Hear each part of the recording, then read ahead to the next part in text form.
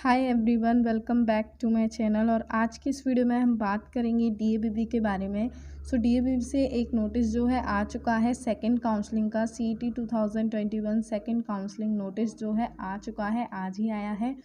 और साथ ही में 2 नोटिस और जारी किए हैं। CLC for MBMS 2 year at IIPS, CLC for MBA FD 2 year at IMS. तो इन दोनों की वीडियो लिंक भी मैं डिस्क्रिप्शन में शेयर कर दूँगी, तो आप वहाँ से चेकआउट कर सकते हो कि क्या नोटिस आया है।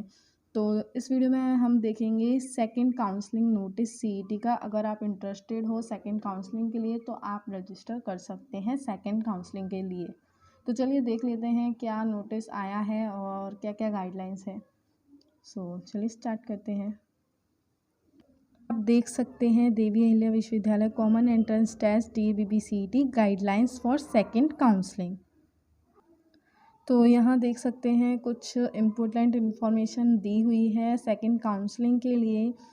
तो क्या प्रोसेस रहेगी सेकंड काउंसलिंग के लिए वो देख लेते हैं। सबसे फर्स्ट पॉइंट पे लिखा है candidate who have not registered for first counselling can register themselves for second counselling during 20 October to 23 October.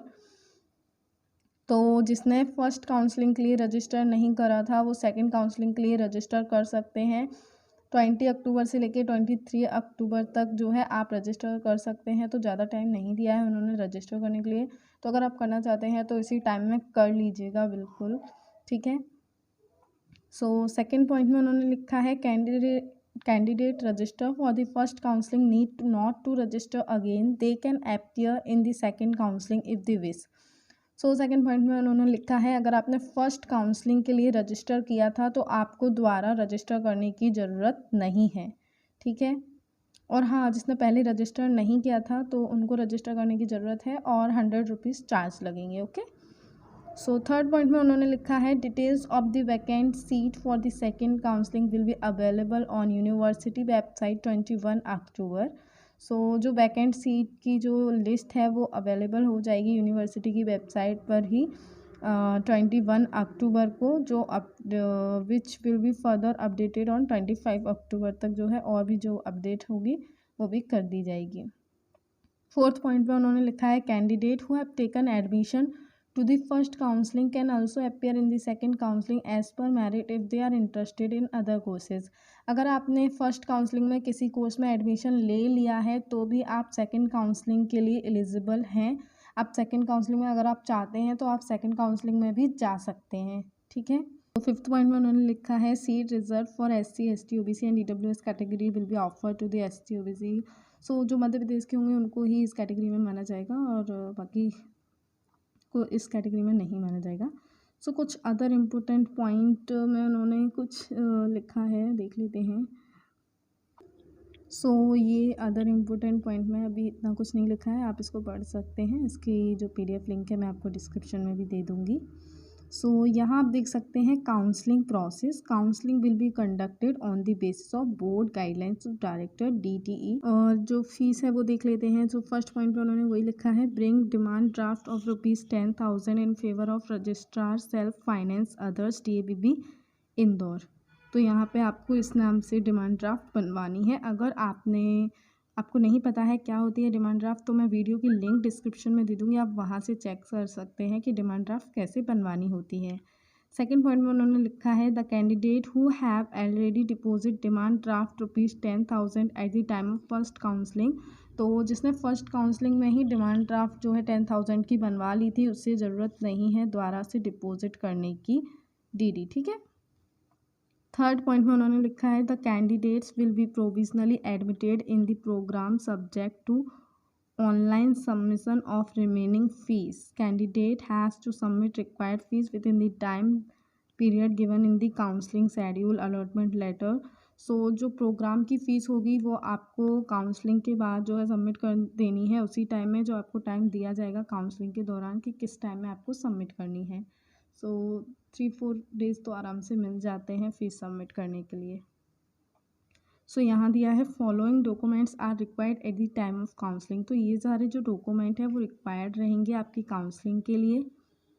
First पे वही डिमांड ड्राफ्ट ज़रूरी है, copy of NTA marksheet, and third, category wise merit of DABBCET की जो category wise merit है उसको download करके जो है प्रिंट निकलवा के लेके जाइएगा, और एक ओरिजिनल सारी चीज़ें, और टू फ़ोटो कॉपीज़ ज़रूर लेके जाइएगा, 2 नहीं 3 लेके जाइएगा फ़ोटो कॉपीज़। सो पासपोर्ट साइज़ के फ़ोटोग्राफ्स 2 लेके जाने हैं, copy of counselling registration form लेके जाना है, मार्कशीट लेके जानी है, क्वालिफाइंग एग्जामिनेशन की ओरिजिनल प्लस 3 फ़ोटो कॉपीज़ लेके जानी है, TC लेके जानी है, migration certificate, caste certificate, income certificate, EWS certificate, PWD certificate and JNK migrate certificate.